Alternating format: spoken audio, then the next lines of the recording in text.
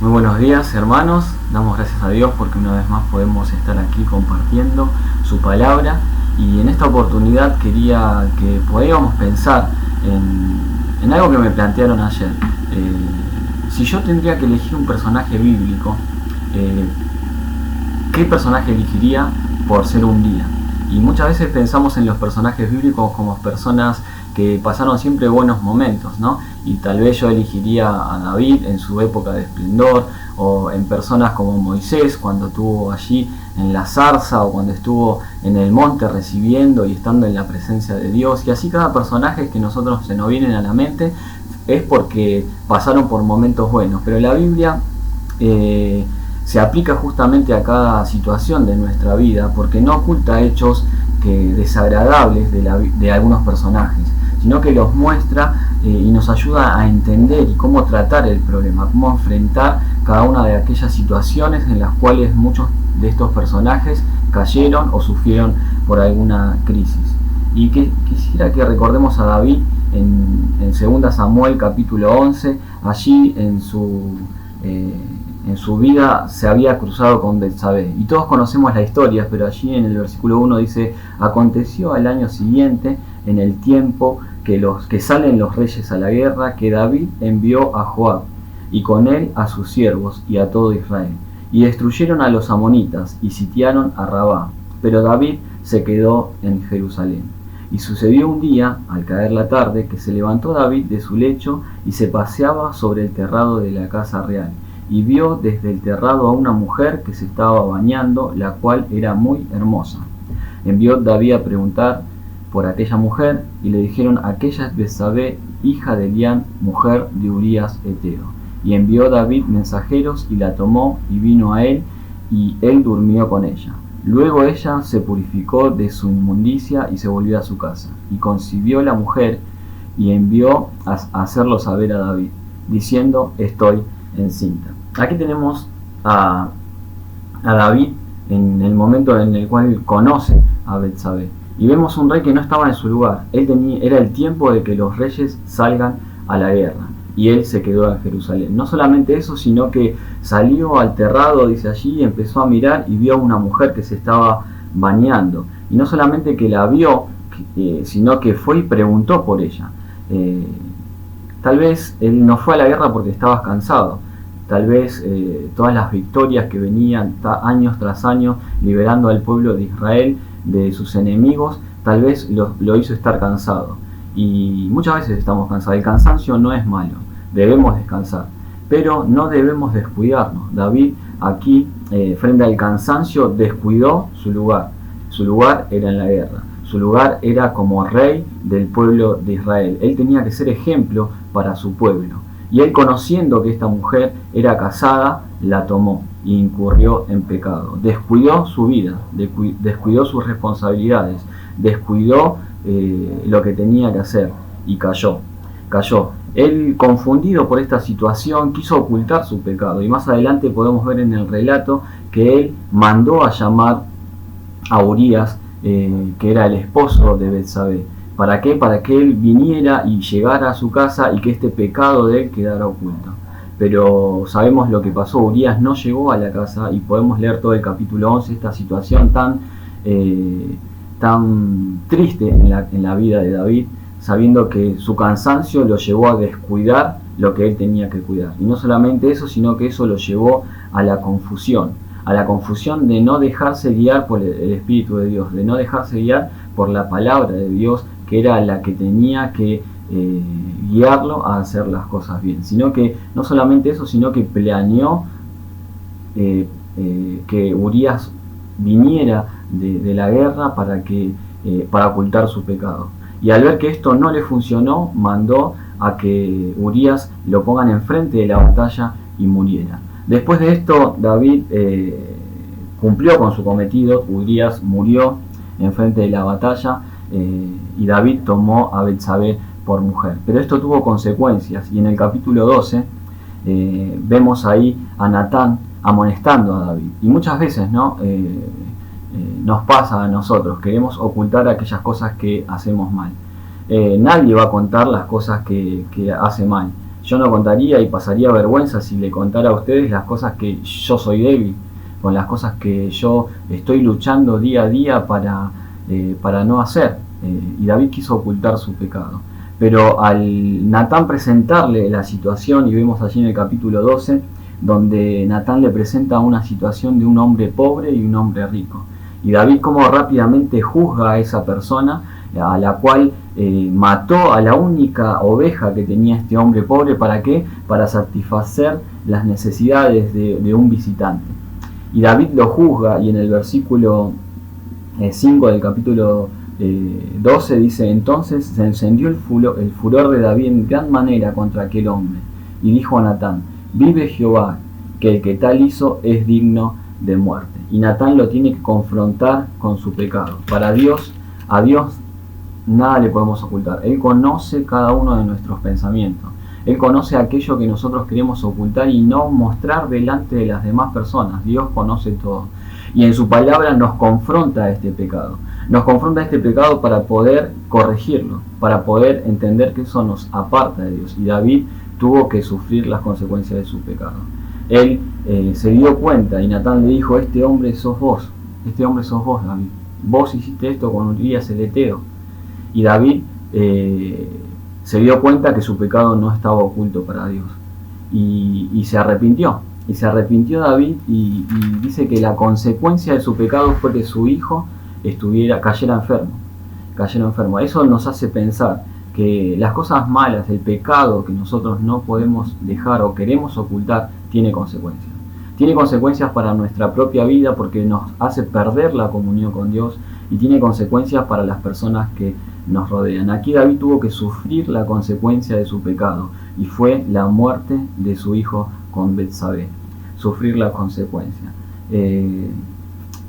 Quería que pensemos en este episodio de la vida de David y que nosotros podamos estar preparados para no sufrir estas mismas crisis por haber dejado esa brújula que nos muestra el camino, esa brújula que es la palabra de Dios, esa brújula que es el Espíritu de Dios que habita en aquellos que un día creímos en Jesús como nuestro Salvador.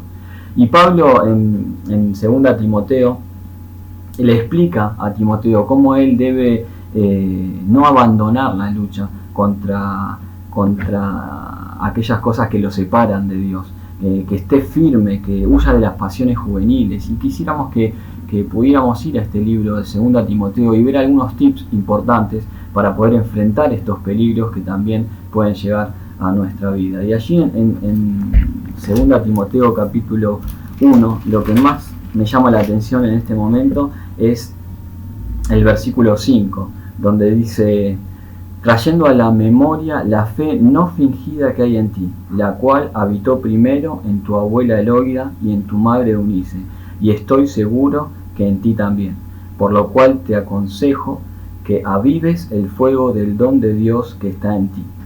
Y me ponía a pensar, ¿no? El título que tiene este pequeño párrafo aquí de 2 Timoteo dice: testificando de Cristo. Y acá vemos a una abuela, a una mamá testificando de Cristo. Nuestro testimonio comienza en nuestra casa. Comienza en nuestra casa con nuestros hijos, con nuestros nietos, con aquellas personas que están cerca. Ellos tienen que ver a Dios reflejado en nuestras vidas. Es una responsabilidad muy grande, y saber que testificar de Cristo no es solamente subirse a una plataforma o estar predicando el Evangelio, sino comienza en casa, comienza en una vida transparente. Dice, trayendo a la memoria la fe no fingida. No es algo que fuera que estamos ocultando, algo que nos ponemos una careta, ¿no? Una fe sincera, una fe veraz, una fe que muestra lo que Dios hace en nuestra vida, y eso tiene un efecto en nuestra familia. El primer lugar donde nosotros debemos testificar es nuestro hogar, nuestra familia, nuestros hijos, nuestros nietos, nuestros padres, estar allí, que ellos vean el cambio que Dios hizo en nuestra vida. En el capítulo 2 de Timoteo, ahí Pablo dice en el versículo 3: tú pues sufre penalidades como buen soldado de Jesucristo. Ninguno que milita se enreda en los negocios de la vida a fin de agradar a aquel que lo tomó por soldado. Sufre penalidades como buen soldado. Muchas veces nosotros no queremos sufrir, queremos evitar todo tipo de conflicto, todo tipo de sufrimiento, todo tipo de tristeza, pero nosotros debemos saber que somos soldados que tenemos adelante a nuestro amo, aquel que nos manda, aquel que nos tomó y debemos agradarle a él, y vamos a pasar por sufrimiento, sí, pero debemos saber que ese sufrimiento agrada a Dios. Si nosotros sufrimos por la causa de Cristo, eso agrada a Dios. También da ejemplos del atleta, dice en el versículo 5: y también el que lucha como atleta no es coronado, sino lucha legítimamente. Hay reglas que debemos seguir, no hacemos lo que a nosotros nos parece. Hay reglas que Dios muy específicamente nos deja en su palabra para que nosotros debemos seguir. No es solamente conocerlo, no solamente comprometerlo, sufrir, sino comprometernos y sufrir, sino es seguir y conocer la palabra de Dios. Conocer cuáles son las normas por las cuales nuestras vidas deben ser dirigidas. El versículo 6 dice, el labrador para participar los frutos debe trabajar primero. Debemos saber que esto es un trabajo que debemos hacer y que la parte más difícil es la que la hace Dios. Pablo decía, ¿no? Su poder se perfecciona en mi debilidad. Hay un pasaje ahí en Marcos 4:26 donde habla de aquel labrador que tira la semilla y después va a dormir. ¿Por qué? Porque él hizo su parte, pero el crecimiento lo da Dios. Dios hace lo más importante en nuestra vida. Aquello que no podemos hacer, lo hace Dios. Pero aquello que sí podemos hacer, lo debemos hacer. Lo debemos hacer, seguir sus normas, ser como aquel labrador que para participar de sus frutos primero trabaja. Pero no da el crecimiento a la planta, sino que va, duerme tranquilo, sabe que Dios es el que da el crecimiento.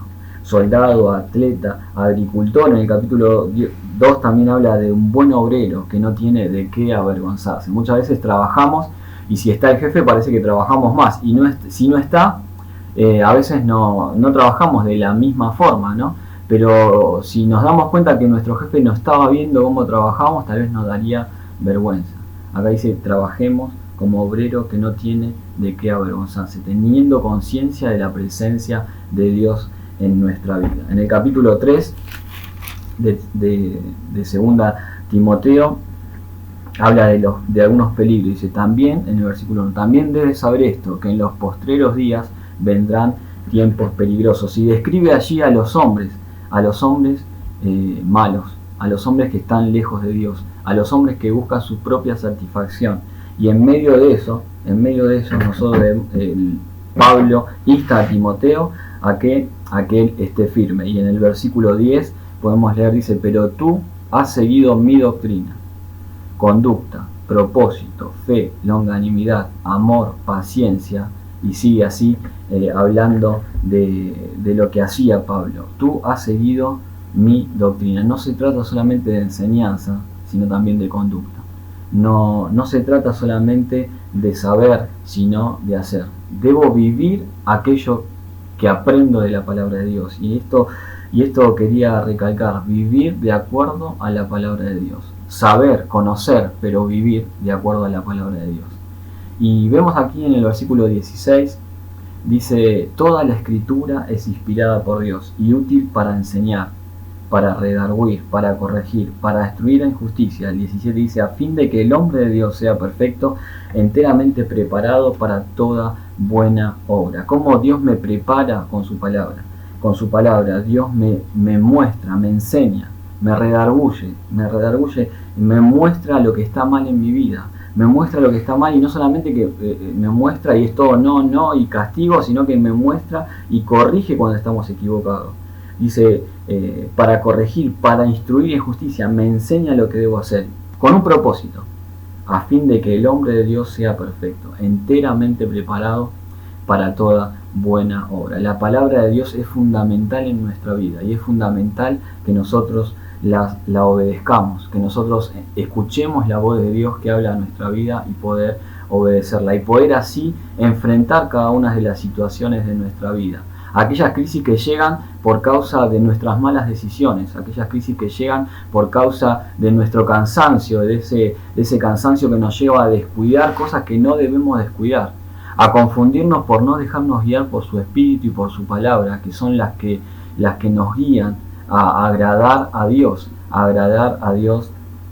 y también así servir a los hombres. No hay que orar por una vida fácil, no hay que orar por una vida que no tenga problemas, sino debemos orar para que seamos hombres y mujeres fuertes en Dios, no porque nosotros tengamos algo, sino porque el Dios nuestro es aquel que está en cada una de nuestras de cada una de las situaciones de la vida que debemos atravesar.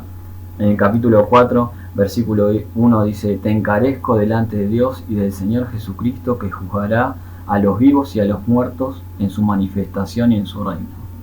Que prediques la palabra, que instes a tiempo y fuera de tiempo, que prediques la palabra. Frente a estos peligros que vemos en los personajes bíblicos y en este caso específico en la vida de David, aquel momento donde estaba cansado, en aquel momento donde descuidó sus responsabilidades, su lugar, donde descuidó comportarse de la manera que debía comportarse y donde confundido fue tras el pecado y no se dejó guiar por el Espíritu de Dios ni por su palabra. No solamente eso, sino que ocultó su pecado y al confrontarlo tuvo que sufrir las consecuencias de su pecado. Frente a esto, Pablo nos plantea justamente ser de testimonio en nuestro hogar, que sea el lugar donde nosotros podamos reflejar lo que Dios hizo en nuestra vida. Huir de las pasiones juveniles, en el capítulo 2, huir de aquellas pasiones que nos alejan de Dios y seguir lo que Dios nos marca en su palabra, pudiendo así ser como un soldado, un atleta, aquella persona que trabaja en lo que tiene que hacer y dejar a Dios en lo que tenga que hacer Dios, y poder disfrutar de una vida con tranquilidad, de una vida de paz. Ver que hay personas malas que se alejan de Dios, que buscan su propio beneficio, pero en medio de esas personas nosotros poder estar firmes y constantes en la búsqueda de la voluntad de Dios en nuestra vida, buscando su palabra, obedeciéndola, predicando la palabra de Dios, predicando aquella palabra que cambió nuestra vida, que comenzó en aquel momento donde nosotros conocimos a nuestro Señor Jesús y conocimos la obra que Él hizo en la cruz por cada uno de nosotros. Ahí en 1 Corintios 15 Pablo dice que Cristo murió por nuestros pecados, fue sepultado y resucitó al tercer día. Donde Juan dice que Dios mostró su amor para con nosotros en que siendo aún pecadores Cristo murió por nosotros. Pablo ahí en Romanos dice que si nosotros confesamos que Jesús es el Señor, no hacemos lo que Jesús y Dios en su palabra nos marca porque nos hace bien solamente. Lo hacemos porque Él es Señor de nuestra vida. Si confesamos que Él es Señor, que Él murió por cada uno de nosotros y creemos en nuestro corazón que Dios le levantó de los muertos, seremos salvos. Y en esta mañana quisiera que todas las personas podamos pensar en esto, que si no has conocido a Jesús como tu Salvador, puedas entender que Él es el único que venció a la muerte, Él es el único que murió por los pecados del mundo y quiere ser tu Señor, quiere ser tu Salvador. Quiere que en esta mañana puedas entender lo que Él hizo y que el pecado nos separa de Dios, nos aleja de Dios, y ese pecado se evidencia en que todos morimos, porque el pecado, la paga del pecado es la muerte, pero el regalo de Dios es vida eterna en Cristo Jesús. Jesús quiere ser tu Salvador. Debes creer en Jesús como tu Salvador para tener vida eterna. Él es el único que puede salvarte. Él es el único que puede darte vida eterna. ¿Por qué? Porque Él murió por vos en la cruz, porque Él fue sepultado, pero Él resucitó y promete dar vida eterna a todos aquellos que creen en Él. Que en esta mañana, como hijos de Dios, podamos estar preparados para enfrentar aquellas circunstancias en las cuales debemos atravesar y poder confiar en Dios y ser fuertes en Dios. No porque nosotros seamos fuertes. Allí en 1 Juan capítulo 4 versículo 4 en la segunda parte dice: porque mayor es el que está en vosotros que el que está en el mundo.